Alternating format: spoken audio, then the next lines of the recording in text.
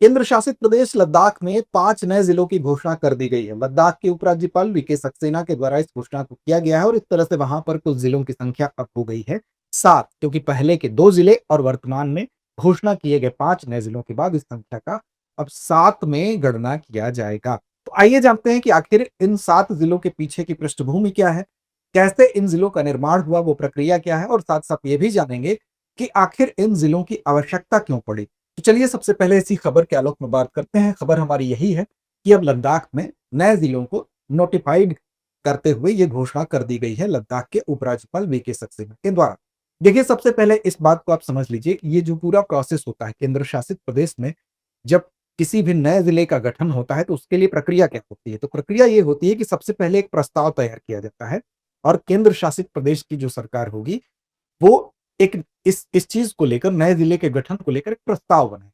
अब वो प्रस्ताव में किन किन चीजों का ध्यान रखा जाएगा, तो उस प्रस्ताव बनाने के पीछे अगर लद्दाख में यहाँ पर नए जिलों का गठन हुआ है तो इसके लिए वहां पर जनसंख्या वृद्धि की क्या स्थिति है, वहां की प्रशासनिक सुविधाओं की क्या स्थिति है, भौगोलिक विशेषता का भी ध्यान रखते हुए इस प्रस्ताव को तैयार किया जाता है। और उसके बाद फिर लोगों के परामर्श का भी इसमें जगह होता है, स्थान होता है, यानी कि स्थानीय प्रतिनिधि हो गए या जनता हो गई या इससे संबंधित अधिकारी हो गए या जो भी हितधारक इससे संबंधित हो, हितधारक मतलब जिसका भी हित इससे प्रभावित होता हो, उन सभी लोगों से परामर्श लिया जाएगा, इस पर चर्चा होगी। फिर उस परामर्श के बाद अगर जो जिले का गठन होना है तो उसकी सीमाओं को परिभाषित किया जाता है कि किस तरह की सीमाएं निर्धारित होंगी, क्षेत्र का सीमांकन किया जाता है और इसके बाद जब प्रस्ताव एक तैयार हो जाता है तो उस प्रस्ताव को मंजूरी के लिए केंद्रीय सरकार को भेजा जाता है, यानी कि गृह मंत्रालय उस पर क्या करेगा, उसकी मंजूरी देने का काम करता है। फिर उस पर क्या होगा, जब गृह मंत्रालय से इसकी मंजूरी मिल जाती है तो वहां से फिर गृह मंत्रालय इसके लिए समिति बनाता है, उस पर जांच करेगा, सभी पक्षों को देखेगा। अगर वहां पर अनुमति मिल जाती है तो अनुमोदन के लिए फिर इसको राजपत्र के माध्यम से, एक अधिसूचना के माध्यम से इसको अनुमोदित कर दिया जाता है। यानी कि ये जब अनुमोदित हो जाएगी अधिसूचना में, गजट में, तो इसका मतलब ये होगा कि औपचारिक घोषणा इसकी हो जाएगी, अब नए निर्माण जिलों के हो गए। वर्तमान में जो आपके सामने न्यूज आ रही है वो यही है कि लद्दाख के उपराज्यपाल वीके सक्सेना जी ने लद्दाख की केंद्र शासित प्रदेश में 5 नए जिलों के बनने की, अब नए निर्माण की घोषणा की है। यानी कि क्या हो गया है, राजपत्रित अधिसूचना के माध्यम से इस बात को बताया जा रहा है। तो इसका मतलब कि पुराना प्रोसेस पहले से हो रहा था। आप सबसे पहले नजर डाल लीजिए कि कौन कौन से ये नए जिले बने हैं। तो एक तो है नुब्रा आपका, दूसरा है शाम, तीसरा चांगथांग और जास्कर और द्रास। यहाँ आप देख सकते हैं कि ये नुब्रा है, नुब्रा के बाद ये देख सकते हैं आप चांगथांग है, चांगथांग के अलावा आप देख सकते हैं ये जास्कर है, ये शाम है और ये है आपका द्रास। अब दो आपके जिले दिख रहे हैं, यहाँ पर दिख रहा है आपको कारगिल और यहाँ पर दिख रहा है लेह। पहले सिर्फ कारगिल और लेह ही 2 जिले थे, लेकिन वर्तमान समय में आपको नुब्रा, शाम, चांगथांग, जास्कर और द्रास इन नए जिलों के बनने से अब कुल संख्या आपकी हो गई है 7, जो पहले थी केवल 2। तो इसको आप याद रखेंगे। आगे देखेंगे, अब देखिए इसकी पृष्ठभूमि क्या है, कैसे इन जिलों का निर्माण हुआ।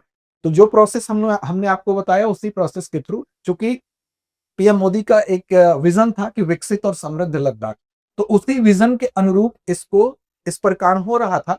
और अगस्त 2024 में आप देखेंगे गृह मंत्रालय द्वारा जो प्रस्ताव गया था नए जिलों के गठन के लिए, उसको स्वीकृति भी दे दी गई थी। अब उपराज्यपाल वीके सक्सेना ने केंद्र सरकार की अधिसूचना को औपचारिक मंजूरी देते हुए इसकी घोषणा कर दी है।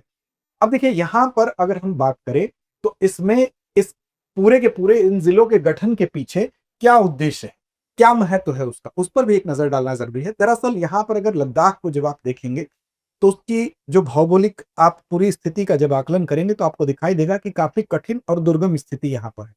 ऐसी ऐसी स्थिति में, ऐसी सिचुएशन में जो जिला प्रशासन है वो जमीनी स्तर पर कल्याणकारी योजनाओं को पहुंचा सकता है।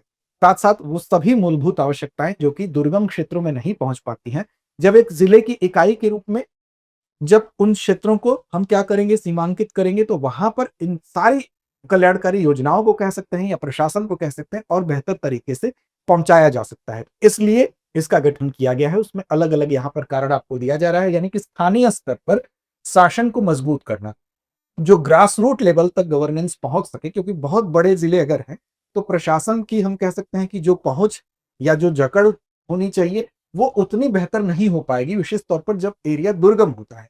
तो ऐसे क्षेत्र में इसका जो विकेंद्रीकरण है यानी कि प्रशासन का विकेंद्रीकरण और बेहतर करते हुए ग्रास रूट लेवल तक जो गवर्नेंस उसको पहुंचाने की एक कदम के रूप में इसको देखा जा रहा है। साथ साथ प्रशासन को डिसेंट्रलाइज एडमिनिस्ट्रेशन का भी एक उदाहरण प्रस्तुत करता है और दूरस्थ और दूर दराज के जो इलाके हैं वहां पर जो भी सार्वजनिक सुविधाएं हैं, जो भी सार्वजनिक योजनाएं हैं, चाहे बिजली हो, चाहे वो सरकार की कल्याणकारी योजनाएं हो या जो भी इंफ्रास्ट्रक्चर से रिलेटेड चीजें हो, उन चीजों की तेज डिलीवरी सुनिश्चित हो सके। चाहे वो विकास योजनाएं हो, चाहे वो रोजगार से संबंधित उद्यमिता के नए अवसर पैदा करना हो, इसको हम शासन को आम लोगों के और करीब ले जाने के लिए कह सकते हैं कि इस पहल को किया गया है।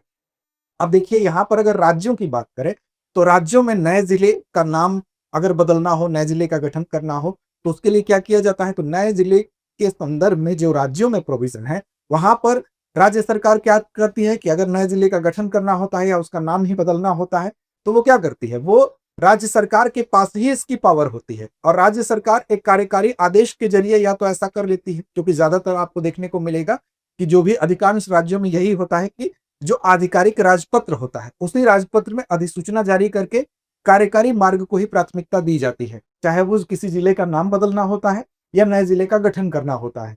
इसमें विशेष तौर पर दूसरा भी एक मार्ग होता है कि यानी कि राज्य विधानसभा में कानून पारित करके भी ऐसा किया जाता है, लेकिन अधिकांश राज्य क्या करते हैं, क्योंकि राज्य को इसका अधिकार होता है तो वो कार्यकारी आदेश के जरिए ही ऐसा कर लेते हैं। लेकिन यहाँ पर केंद्र शासित प्रदेश में जो प्रोसेस है वो आपको भी बताया गया, उसके माध्यम से ये हुआ है। तो लद्दाख में अब जिलों की संख्या 2 से बढ़कर हो गई है 7। जो 5 नए जिले बने हैं उनका नाम आपको याद रखना है, नुब्रा, शाम, चांगथांग, जास्कर और द्रास। और कठिन और दुर्गम स्थिति को ध्यान में रखते हुए जिला प्रशासन के माध्यम से जमीनी स्तर तक सभी कल्याणकारी योजनाओं को पहुंचाना और हम कह सकते हैं कि डिसेंट्रलाइज एडमिनिस्ट्रेशन और ग्रास रूट गवर्नेंस को इंप्लीमेंट करने के लिए यह एक महत्वपूर्ण कदम के रूप में देखा जा सकता है। आगे बढ़ेंगे, लेकिन उससे पहले आपको बता दें कि दृष्टि पीसीएस के संबंध में अगर कोई भी जानकारी आपको चाहिए, हमारे किसी भी स्टेट पीसीएस से रिलेटेड अगर आपको कोर्स के बारे में जानना है या अन्य किसी भी कोर्स के में क्या क्या खासियत है, क्या क्या उसमें सुविधाएं मिलती हैं, तो आपके लिए एक बेहतर विकल्प है कि आप दृष्टि लर्निंग ऐप को डाउनलोड कर लीजिए और दृष्टि लर्निंग ऐप पर आप जिस भी कोर्स, जिस भी स्टेट पीसीएस से संबंधित जानकारी चाहते हैं उसके कोर्स को सर्च करेंगे। आप उसमें सर्च करके उसके सारे फीचर्स को देख सकते हैं। फिर भी आपके मन में अगर कोई डाउट होता है, कुछ अन्य जानकारी आप जानना चाहते हैं, 8750187501 हमारा नंबर है, इस पर आप कॉल करिए, हमारी एक्सपर्ट टीम आपसे संपर्क करेगी। तो दृष्टि लर्निंग ऐप को डाउनलोड करना ना भूले और हमारा नंबर आप याद रखें। अपने एक अभ्यास प्रश्न छोड़ते हैं आपके जिम्मे, इसका जवाब कमेंट बॉक्स में दीजिए कि लद्दाख में नवगठित 5 नए जिलों में से कौन सा जिला शामिल नहीं है। नवगठित यानी जो नए गठित हुए हैं, नुब्रा, शाम, द्रास, कारगिल। तो इस प्रश्न का जवाब कमेंट बॉक्स में दीजिए। चैनल को सब्सक्राइब नहीं किया तो कर लीजिए। लड़ते रहिए, अपने लक्ष्य की ओर बढ़ते रहिए। अब एग्जाम की तैयारी को और बेहतर करने के लिए हमारे चैनल को लाइक, शेयर और सब्सक्राइब करना ना भूलें।